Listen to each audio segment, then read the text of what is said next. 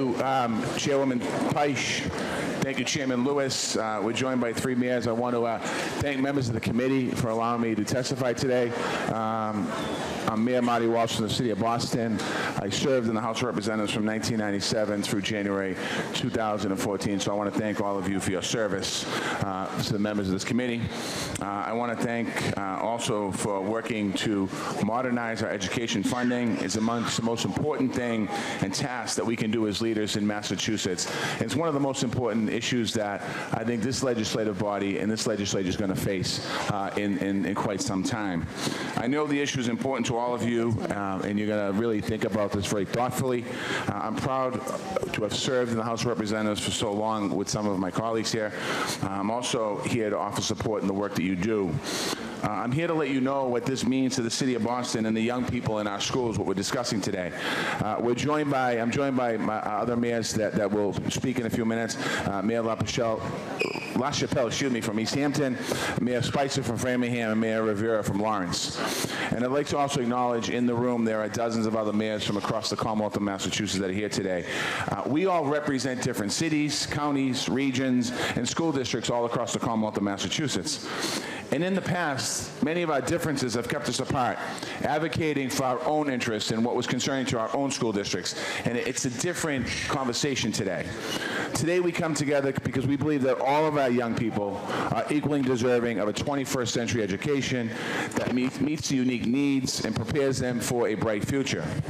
And we come together around the principle of funding education is a partnership between the Commonwealth and all of the communities. It's not a backstop, it's not a bonus, it's not a handout.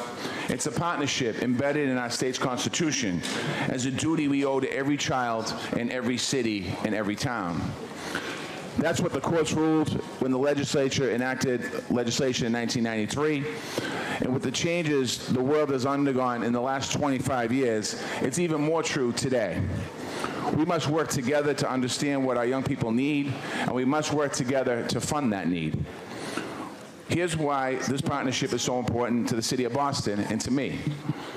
We have nearly 55,000 diverse students, resilient and talented young people who are sitting in our Boston public classrooms all across the City of Boston as we're in this hearing today. 47,000 of those young people are young people of color. That's 86% of our entire student body. Our students face economic disadvantage at twice the statewide rate. Our students are English language learners at 3 times higher than the state rate. And if you look at all students in Massachusetts who have multiple challenges, who face poverty, language barriers, and disabilities at the same rate, Boston Public Schools serve 43% of those students in the entire Commonwealth of Massachusetts. In other words, if Boston is left out of the education funding partnership, then nearly half of the highest need students in the state will be left out as well. If reform is something that we do every 26 years, once in a generation, then this is the generation.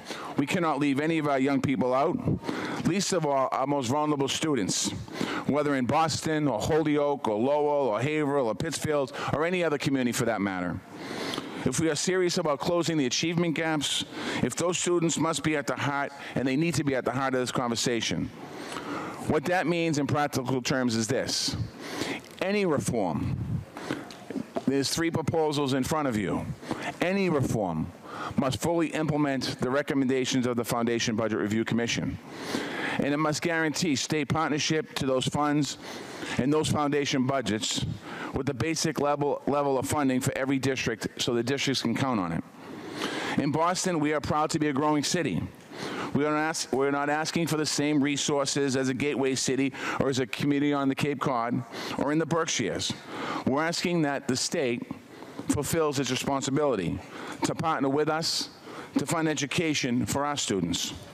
For Boston and a number of other cities and towns, that means states must take into account the actual funding available for districts after accounting for charter school costs.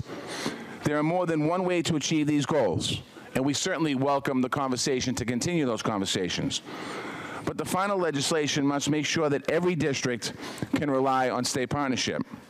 otherwise no minimum funding is included in this reform, then 2 years from now, the Chapter 70 aid to the City of Boston will fall to zero, and it will not matter how much we get and how much revenue we bring in as a growing city.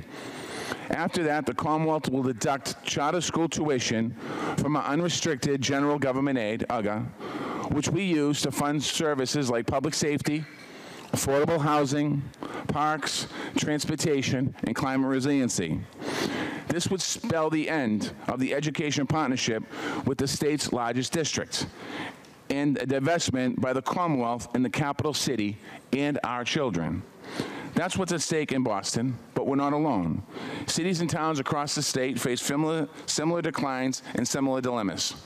That's why we are here standing together for a solution that's inclusive, a solution that's affordable, a solution that will finally take politics out of the conversation so we can stop pitting city against town, district against charter, rep against rep, senator against senator, and start meeting all of our students and our community's needs.